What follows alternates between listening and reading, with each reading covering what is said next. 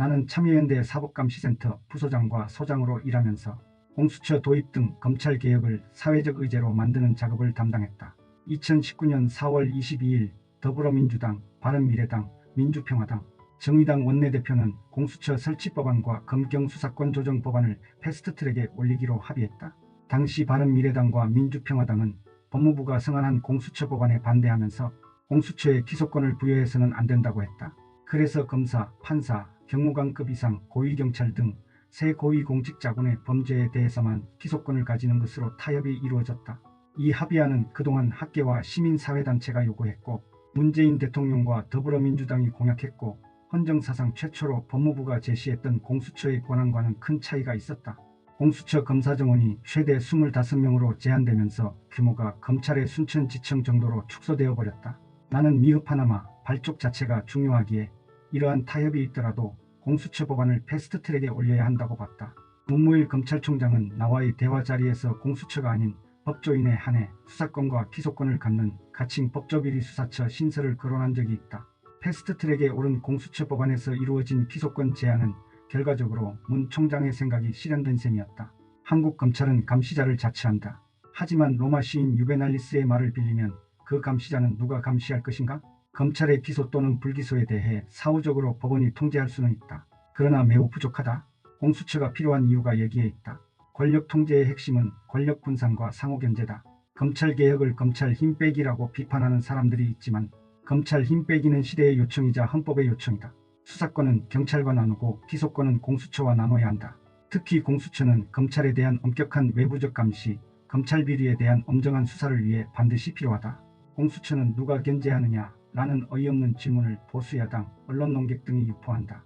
공수처 검사의 비리는 당연히 검찰이 수사한다. 검찰이 눈에 쌍심지를 켜고 공수처를 감시할 것이다. 보수 언론은 공수처 흠집내기 취재를 벌일 것이다.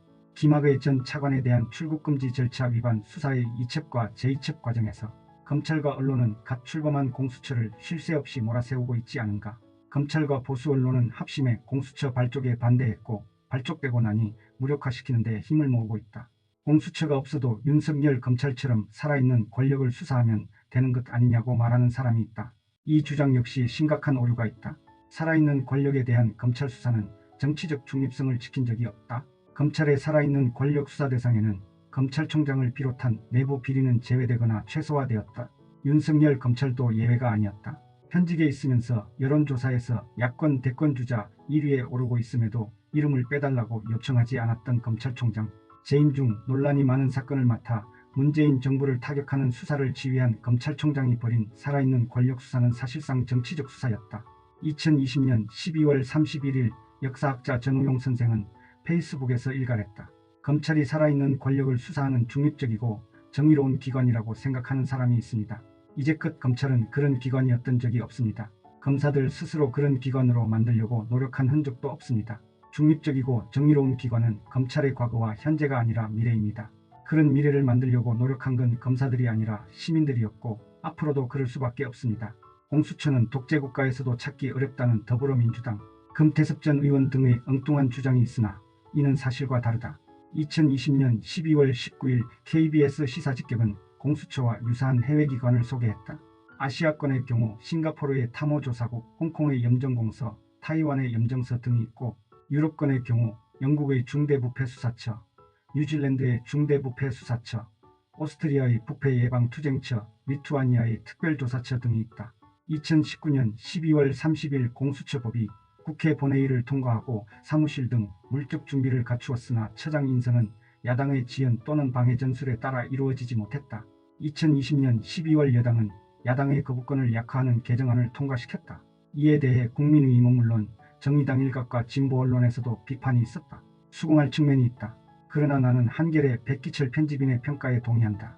다만 이들의 소신이 사안의 선과 후, 주와 종, 역사적 소명 등을 종합적으로 고려한 것인지 회의적이다. 공수처법 개정안이 부분이 전체를 훼손할 정도로 그 취지와 설계에 문제가 있다고 생각지 않는다. 오히려 공수처법의 문제를 지적하는 주장들이 부분과 전체를 혼동하고 있는 것 아닌가. 모든 걸 한순간에 완벽하게 해결할 수는 없다. 한 걸음 나아간 뒤 문제가 있다면 고치고 보완해야 한다.